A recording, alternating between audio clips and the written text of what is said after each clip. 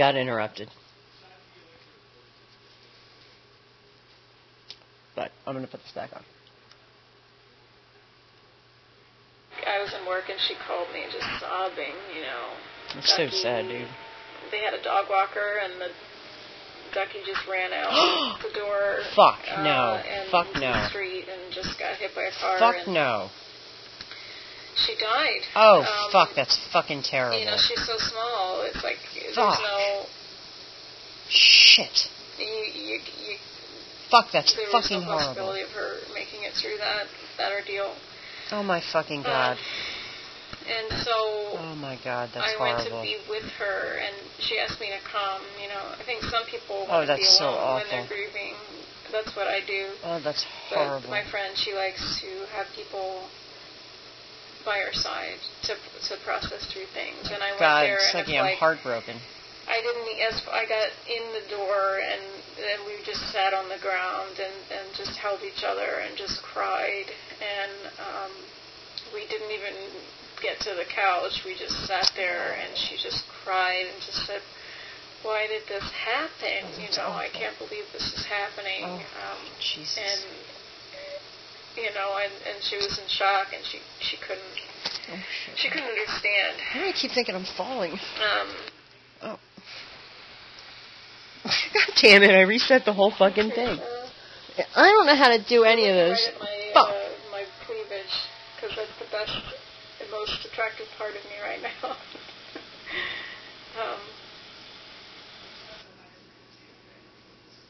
I can't believe I screwed this up. For belching. I ate a lot of salad. So this morning, she's so small. It's like there's no. Fucking so awful. You get to the couch. We just sat there, and she just cried and just said. She leaned on the dog and relied on her for a lot of emotional support. She's really brokenhearted that the dog is gone because she's more than a dog. She was her, I think, a symbol of love or something. You know, companionship, like. A symbol for healing, maybe. Whatever she symbolized, it was something larger than just her life, you know, for my friend. And so, you know, we cried, and then, you know, it's like, grieving is so weird, you know, and I've done it so many times. And do you know my dad died? Yes, I do. He died. Not last year, but the year before, and it was really fucked up. Yeah. Because he left when I was 4, and he never contacted me or my 2 brothers. Just started pouring rain. I can hear it. He never contacted us. Oh my God. Ever. I mean, he never sent a birthday card, and he never came by for Christmas, and he never sent us money, you know. He never checked on how we were doing all those years. I didn't mean to turn this into a sob story. I really didn't. I just want to tell you this. I don't know if you know. But, I feel like you're family in a way. Like, not just like, I really like you, and, you know, I feel like you're family, but I really do feel like you're family, like in a biological way. I do too. I feel like you're cut from the same cloth as the Reddies. Listen to that rain pouring down as you're telling me this. Not an insult. Why would that be an insult, you fucking weirdo? Weirdo? Anyway, so all these years I didn't see him, and then when Laz, my brother, died, I looked up the last name Reddy in the phone book, and within 2 phone calls, I was leaving a message on my father's voicemail. It's like it had been. So that was when I was 25, so it had been 21 years, and there I was, like that's all it took. I was talking to his voicemail, and he called me in the middle of the night while I was asleep, the day after I lost my brother. Oh my God. And I picked up the phone, and it said Stephen Reddy on it. Oh my God. And I picked it up, and I put it next to my ear, and I heard him say my name, my childhood name. Oh my God. That he hadn't called me in 21 years, and I didn't even remember was my name. And face. speak freely face. Oh my God.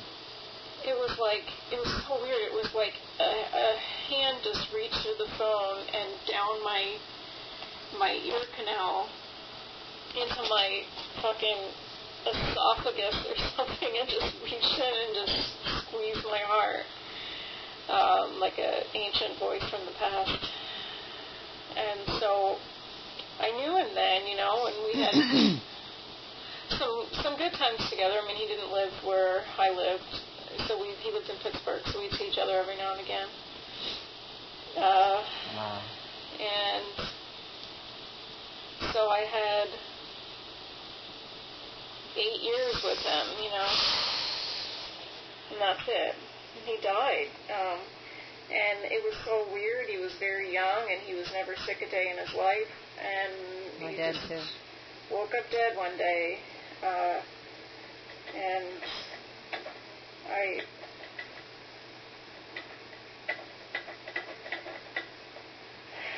don't know. The way that it happened hurts me and scares me, and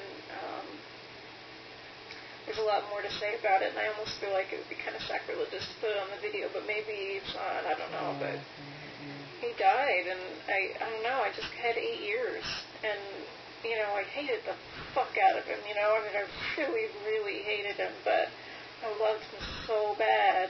It's like when I was near him, I would just look at the shape of his skull, and I would just, because it's just like the shape of my skull, and his arms look like Laz's arms, and his nose looks like Dylan's nose, and I would just stare at his skull, and I would just think, I love him so much. I love that head so much. Anyway, what I was talking about, it was just how weird grief is, because you never know what's going to happen. I mean, you could be, when my dad died, I couldn't process it. I was completely incapable of processing it. And it was like, when Laz died, I felt it like it was just like a clear, still note in my heart and in my life. And I just I was riding that note for like 5 years. It was just an outpouring of grief, and it was very pure and very strong. And with my dad, it was just, I didn't hear notes. It was awful. I hated every minute of it because I didn't have much to grieve, and it bothered me, and I wanted more things. I wanted more time with him, and I couldn't have that. And so grief is so odd. You're in denial, and you keep thinking this isn't real, and you get angry and all that shit.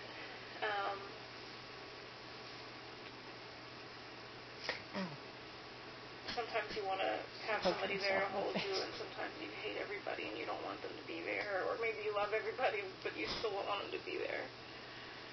And so I sat there with my friend, and we did all the different things, and it was kind of nice because she wasn't one of those people that needed to make it better, and I'm not one of those kind of people that needs to make it better, because I think some things have the right to be awful. It's not even... Felt, and just doesn't make sense to do that, yeah. Painful, and just sat there and just looked into each other's eyes and just cried. And, and then we got better, and we ate some food, and we laughed, and moved on, and then I came here, and it was the wildest sunset. All the windows in my house are looking out west and south, and it was just like, wow. The sun was pouring in from the west, and it started raining in the east, kind of. And the rain was coming down, and the sunlight was going through the raindrops. You could see them all. That weird light when it's raining and sun shining at the same time.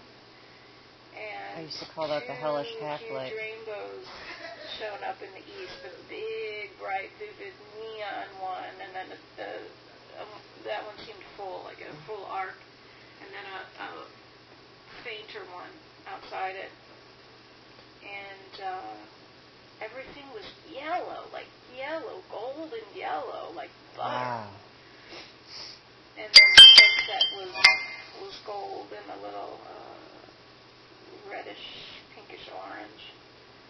And then the east turned dark, kind of a green-black. It was magnificent. I mean, it was just one of those moments where you're like,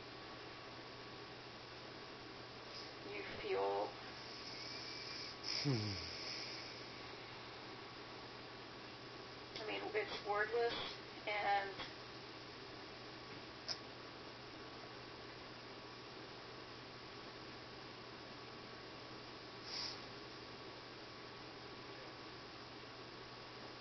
I don't know, it's like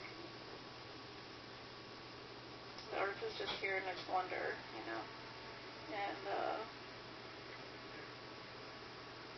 I don't know, I almost don't even want to put words to it, because what could possibly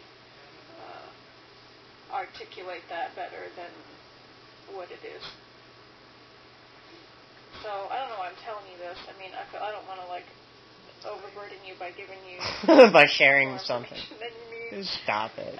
But I don't want to overburden you with. Still tell my mind to say, Jesus, Teresa, it's good to see you, and you made me laugh really, really hard in the video. So thanks for that. In fact, I laughed so hard that my cat got this irritated look on his face.